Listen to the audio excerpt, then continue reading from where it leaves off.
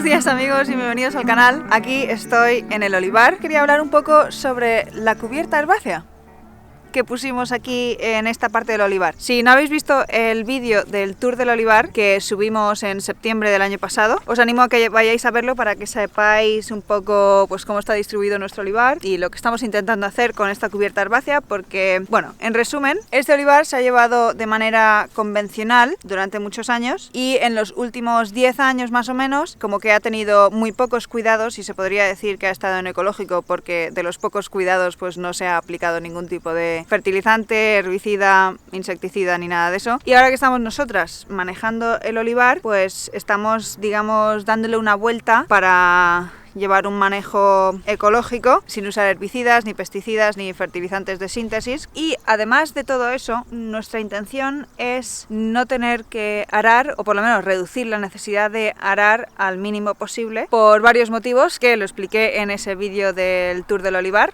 Así que os recomiendo que vayáis a verlo porque está muy bien. Y para eso, en esta parte del olivar hemos sembrado esta cubierta herbácea que veis aquí, en las calles entre olivos. Esta cubierta herbácea la sembramos en mayo del 2020. Llovió mucho y estuvo muy bien porque pudimos sembrar esto en una época que no se suele sembrar nada. En mayo no se siembra, se suele sembrar las cosas en otoño. Ahora, este otoño que queríamos sembrar la otra parte del olivar, no ha llovido nada, entonces no hemos sembrado más, pero nos gustaría sembrar. No creo que sembremos ya esta primavera y tendremos que dejarlo para el otoño que viene, pero quería enseñaros cómo va esta cubierta y además me he impreso una lista con todas las especies que sembramos en su día y a ver si podemos identificar las que han salido, porque no han salido todas, y así podemos ver también por descarte las que no han salido. Antes de ponernos a identificar, esta mezcla de semillas que sembramos es una mezcla de leguminosas y no leguminosas y de plantas perennes o vivaces y plantas anuales. Las plantas perennes o vivaces son plantas que permanecen vivas durante todo el año y hay momentos a lo largo del año que las condiciones no son óptimas para su desarrollo vegetativo y entran en reposo, y cuando vuelve a haber condiciones óptimas para su desarrollo vuelven a salir, ¿no? Y en este clima, por lo general, cuando entran en reposo es en verano por la falta de agua y por el exceso de calor, pero principalmente por la falta de agua. Y las plantas anuales son plantas que todo su ciclo ocurre en el mismo año o en una temporada. Germinar, desarrollo vegetativo, flor, semilla y ya muerte, ¿no? Y por lo tanto, estas plantas anuales hay que dejar que hagan semilla todos los años para que resiembren y salgan año tras año. Pues eso es lo que hicimos. En mayo sembramos. Crecieron a lo largo de la primavera y principios de verano. Tuvimos que regar. Teníamos estos tubos de riego, estaban encima de la cubierta y a mediados de verano o así la mayoría de las plantas ya habían hecho semilla y se murieron. Y las plantas perennes entraron en reposo. Y ahora, este otoño, que no ha llovido nada y además de que no ha llovido, no hemos regado mucho por razones logísticas realmente, porque para la cosecha, para la poda que hemos podado y luego el triturado de esa poda, que también lo hemos triturado, ahora os explico más, entra maquinaria pesada en el olivar y si el olivar está encharcado de haber sido regado, eso es muy malo para el suelo, la máquina se puede enganchar, total, que hemos regado muy poco. Entonces, entre la falta de lluvia y no haber regado, es curioso ver qué especies han sobrevivido, porque como sabéis vivimos en un clima en el que llueve poco, por desgracia. Entonces es bueno saber qué plantas van a sobrevivir y qué plantas van a poder hacer semilla y germinar en condiciones de falta de agua. Bueno, veamos la lista de semillas de especies que incluimos en nuestra mezcla de semillas. Esta mezcla de semillas la hicimos customizada, digamos, con esta empresa que se dedica a producir semillas, se llama Semillas Silvestres. Este vídeo no está sponsorizado, pero Semillas Silvestres, si estáis viendo este vídeo, nos vendría muy bien para sembrar el resto de parcelas que queremos sembrar. Pero bueno, os cuento. Yo hablé con una de las personas que trabaja para esta empresa y le pedí que me asesorara un poco en qué especies de semillas me vendrían mejor, que habían estado usando para otras situaciones parecidas, cubierta herbácea bajo olivar. Y también nuestra idea realmente es poder traer aquí algún día un rebaño de ovejas, ganado, que pueda manejar esta cubierta herbácea y con sus excrementos y demás abonar también en olivar y poder producir también pues carne de cordero, por ejemplo.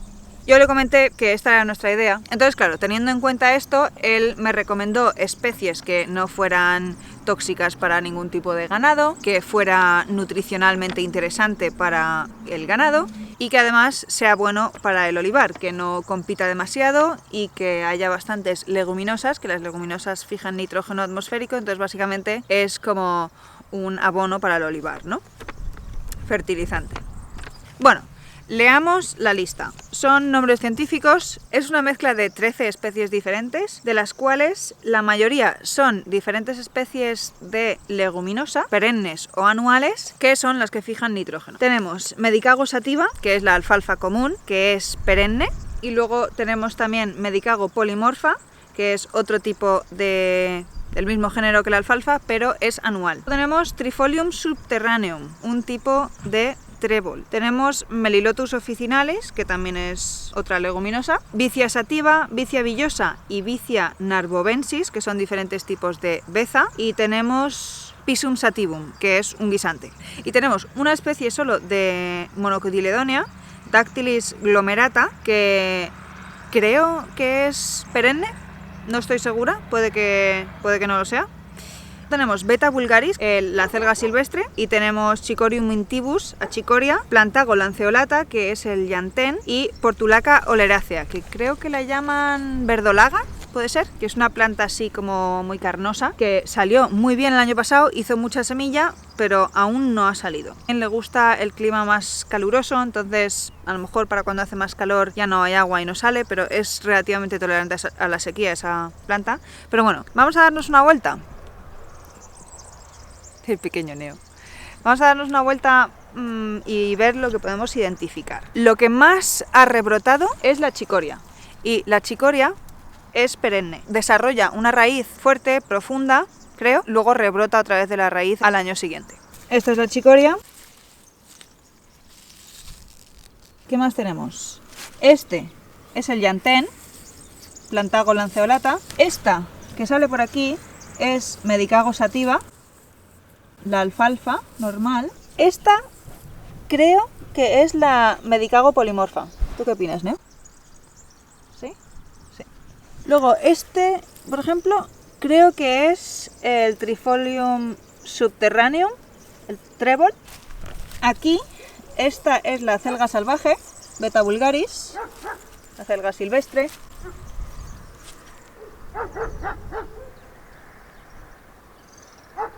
Otra que ha salido, pero que nosotras nos sembramos, es esta, la malva. Se ve claramente que en algunas zonas está bastante más desnudo que en otras. Bueno, será por diferentes motivos, a lo mejor no llegaba tanto el riego. Por ejemplo, esta zona está bastante más tupida.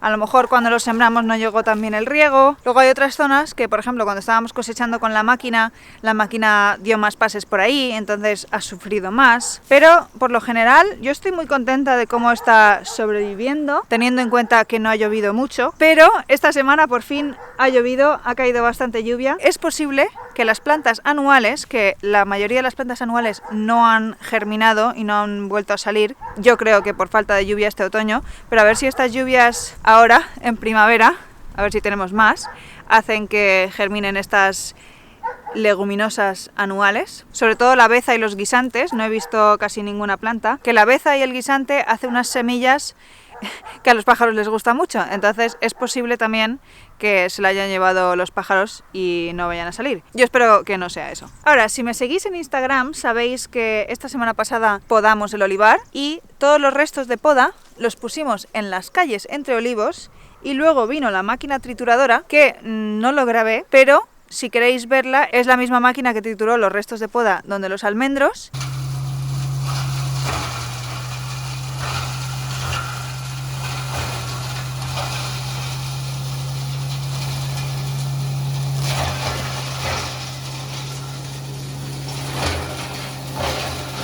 Pero aquí en el olivar había bastante más leña fina que triturar y la verdad es que ha quedado mucho mejor. Yo estoy muy contenta de ver cómo ha quedado y ha dejado aquí bien acolchada toda la cubierta herbácea, que yo creo que hará que salga mejor. También va a ser bueno para los olivos porque, aunque parezca mentira, las raíces de los olivos llegan hasta el centro de aquí de la calle, así que les vendrá muy bien también. Y todos estos restos de poda triturados se irán descomponiendo y liberando nutrientes lentamente a la tierra, que será muy bueno para los olivos. Voy a enseñaros de cerca.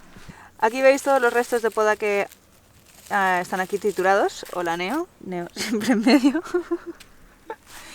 Y como veis ha dejado todo como muy bien acolchado. Esto lo trituraron hace una semana o así y ahora ha llovido. Ya ha llovido suficiente para que penetre por debajo de todo este acolchado y lo que va a hacer todos estos restos de poda triturados que está acolchando la cubierta y toda esta zona es que retenga la humedad, que no se evapore ahora la humedad que hay ahora en el suelo tan rápidamente y va a hacer que esta cubierta crezca mejor y esto va a ser muy bueno.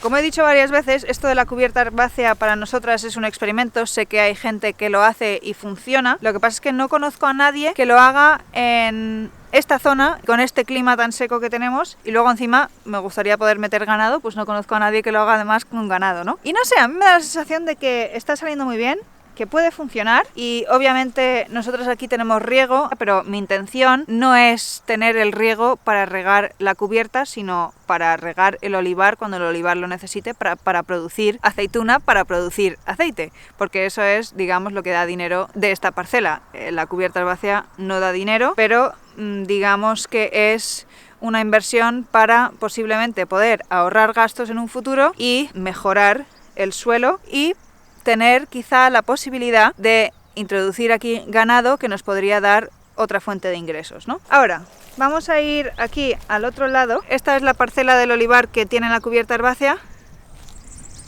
y esta, al otro lado de este camino, no tiene cubierta. ¡Allá!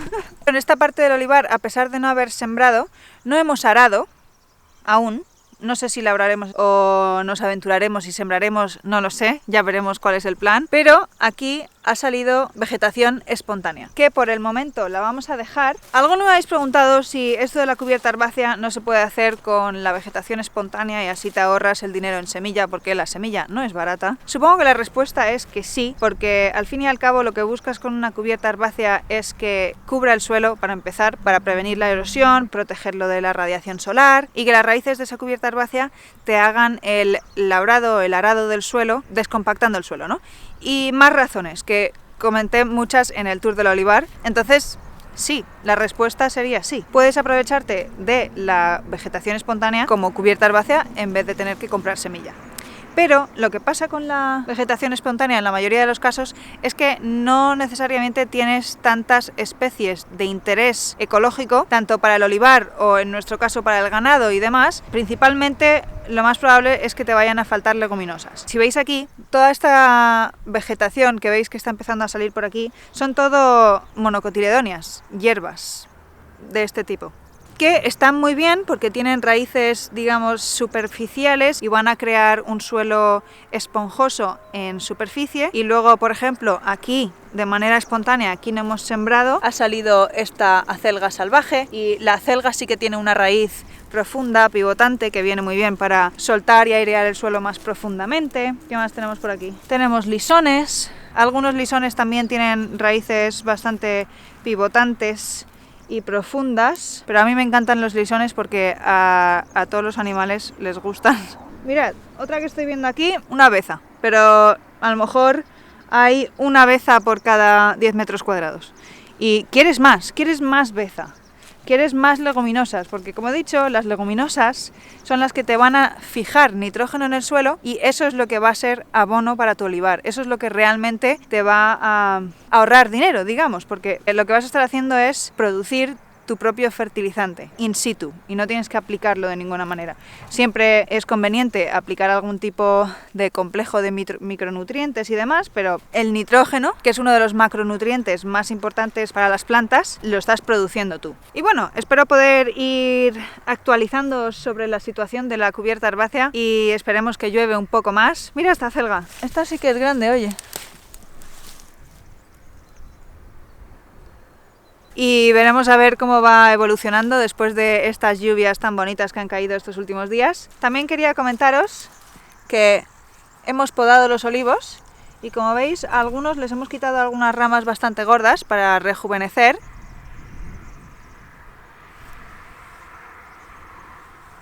La madera de olivo es realmente hermosa y hemos sacado bastante leña de aquí, que tenemos la ilusión de hacer, no sé, como posavasos o posaceitera o salvamanteles, llámalo como quieras, pero básicamente trozos de 1 centímetro, medio centímetro de grosor, rodajas, lijarlas y barnizarlas o darles aceite. No sé, nos hace ilusión hacer algo con esta madera tan bonita, porque yo cuando veo esto me da mucha pena quemarlo.